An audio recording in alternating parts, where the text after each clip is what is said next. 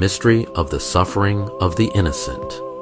In the third word from the cross, Jesus speaks to his mother and the beloved disciple, "Woman, behold your son, behold your mother." These words, addressed in the midst of his suffering, invite us to contemplate a paradox: the suffering of the innocent. Why does the innocent suffer? Sheen emphasizes that suffering is not merely a punishment for sin. It is a deeper mystery with purpose and meaning. Within the framework of justice and charity, suffering becomes an opportunity for love, transformation, and solidarity.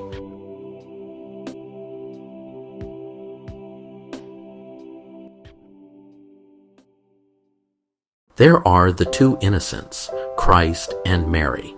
Jesus, the sinless one, the God incarnate, endured humiliation, pain, and injustice. His suffering was not caused by his own guilt, but by the weight of humanity's sins. Mary, also sinless by grace, shared in this suffering as the new Eve.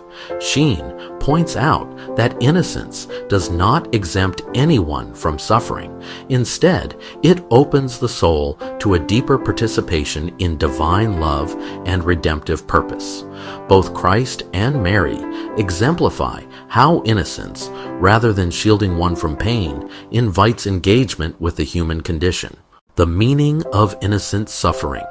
Suffering takes on profound meaning when it is born out of love. Christ chose to suffer for the salvation of humanity, demonstrating that the cross is the intersection of justice and charity. Justice demands that sin be addressed. Charity extends love beyond what is required. Mary's suffering as mother and disciple reflects this same pattern. Innocent suffering is endured not for personal wrongdoing, but as a vehicle of love and compassion for others. Through this lens, suffering becomes a form of participation in divine love. Lessons for human life. Sheen teaches that when the innocent suffer, it reminds us that suffering is not simply retribution. Instead, it can be transformed into a redemptive act. By uniting our pain with Christ's suffering, we participate in a love that transcends mere endurance. Mary's example shows us that surrender and trust in God's plan can transform suffering into a source of strength and refuge for others. Love, Sheen insists, is the ultimate measure of our response to suffering, not merely our endurance of it. Social implications, justice and charity. In a world rife with injustice, the innocent inevitably suffer. Sheen challenges believers to respond not with indifference, but with action.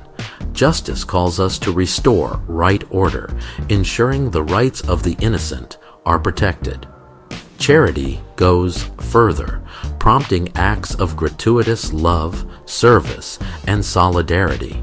The Church and those who follow Christ are called to stand with the suffering, to heal, to comfort, and to work against the systemic causes of pain. Relevance in Sheen's time and today. During Sheen's era, the mid-20th century, innocent suffering was starkly visible in war, persecution, and poverty. The world had recently experienced the horrors of World War II, and communism threatened faith and freedom. Sheen's reflections gave meaning to suffering, showing it as an opportunity to enact justice and charity. Today, innocent suffering remains widespread, though the context differs.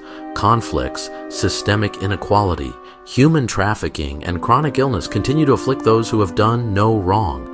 Even in an age of technological advancement and social media, suffering can be amplified, hidden, or ignored. Sheen's insights remain relevant.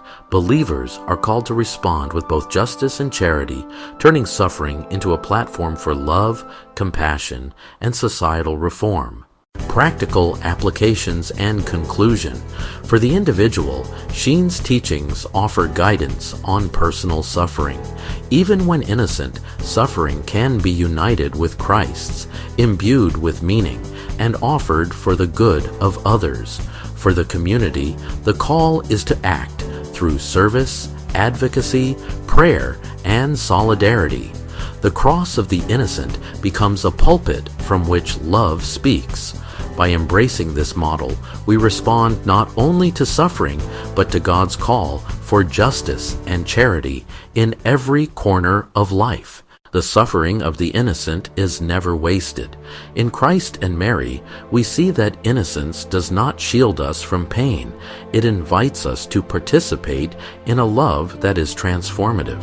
Justice restores what is broken, and charity goes beyond restoration to give freely, reflecting the heart of God Himself. As Sheen reminds us, in a world that will always contain suffering, our task is not to avoid it, but to bear it with meaning, courage, and love. It's time for the conversation that ties it all together.